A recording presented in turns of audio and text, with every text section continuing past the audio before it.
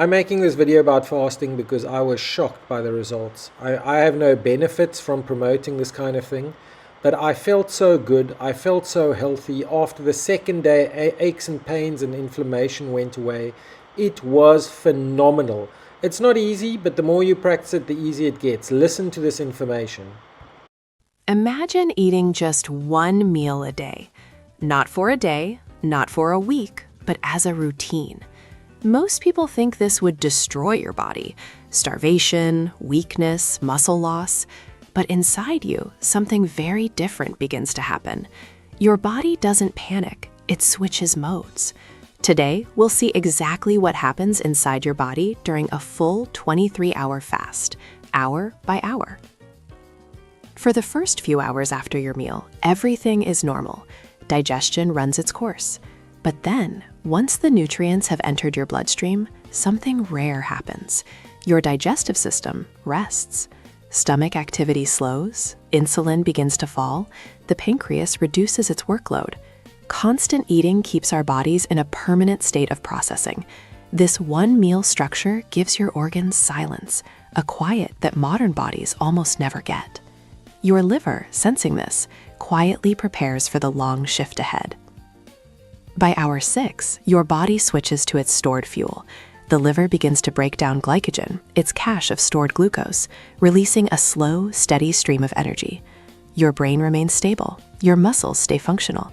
Inside your cells, the mitochondria, your energy factories, start working more efficiently, producing power with less waste. This isn't stress. This is precision energy management.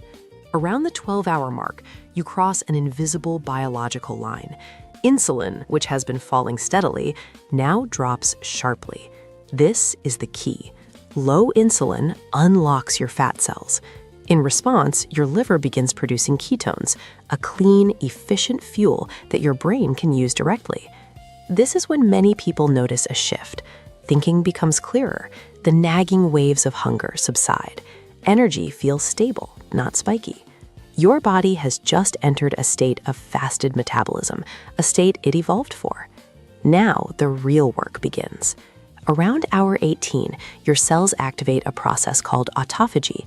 Think of it as your internal recycling system. Damaged proteins are broken down. Old malfunctioning cell parts are reused. Cellular waste that has been accumulating is finally cleared out. This is deep maintenance, not destruction. Our modern habit of constant eating rarely allows this crucial process enough time to run properly. In the final hours of the fast, from hour 22 to 23, your body fully commits to fat metabolism. Fat cells release their energy stores. Ketone production rises to a steady peak. This is real fat burning, controlled, precise, and sustainable. At the same time, growth hormone increases, a crucial step that helps preserve your muscle mass and support tissue repair. Your heart adapts calmly. Blood pressure often stabilizes. The low-level hum of inflammation in the body quiets down. Your body isn't struggling. It's working efficiently. Then, as your eating window approaches, the system prepares to reverse course. Digestive enzymes increase. Stomach acid production rises. Nutrient pathways reactivate. When you finally eat, your body absorbs the nutrients with incredible efficiency. Nothing is wasted. This is metabolic flexibility, the ability to switch smoothly between using fuel and storing it. It's a skill that many modern bodies are slowly losing. Your body was never designed to eat all day. It was designed to adapt. What would happen if you stopped eating for 72 hours, 3 days? Out of all the things you can do for your health, prolonged fasting is at the very top of your list. The feeling you're going to get from it is almost euphoric, a state of bliss. A lot of people do it to increase their mental state. Prolonged fasting is the only way to achieve deep cleaning, turning junk in your body to new cells. The other thing that I really like about prolonged fasting is that you're using fasting for exercising willpower. Willpower is the ability to remain in control of your body. I mean, think about an average person. Their whole life, they're not in the driver's seat with their food. When you actually say no to your body and you really start fasting, despite the smell of food, despite all the visual foods, your ability to say no gives you incredible power. This makes it easy to strengthen this willpower and stick with it a little bit longer than you normally would. Let's shift gears to cancer for a second. Just think about the biggest risk factor for cancer.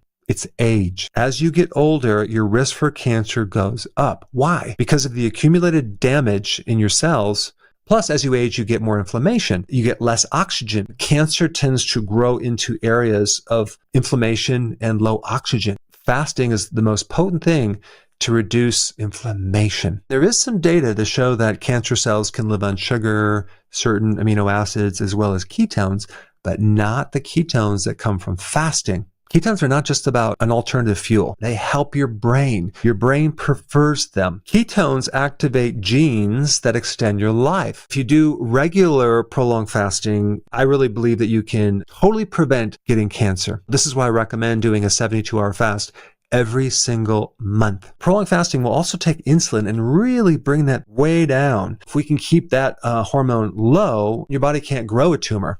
It's in a recycling, cleaning, cleansing mode. If we increase more oxygen, we can also reduce the risk of cancer, and that would be exercise, right? So this is why it's so important to also, while you're doing this prolonged fasting, go on long walks, get a lot of oxygen. Growth hormone also majorly goes up when you're doing fasting. Growth hormone helps you burn fat, but it also helps you preserve your muscles. The reason why people don't feel good when they do prolonged fast is either they don't have enough sea salt, or they haven't adapted to it gradually beforehand by doing regular intermittent fasting.